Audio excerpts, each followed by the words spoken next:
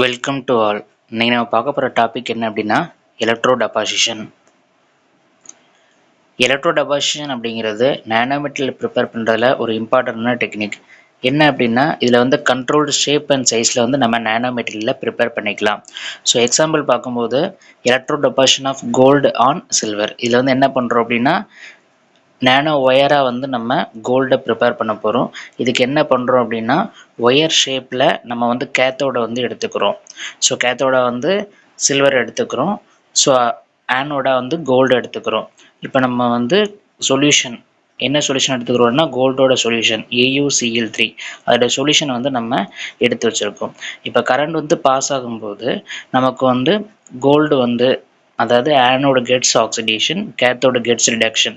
So anode இருக்கக்கூடிய gold வந்து oxidise ஆகி Au+ மாதிரி சொல்யூஷனுக்கு வரும்.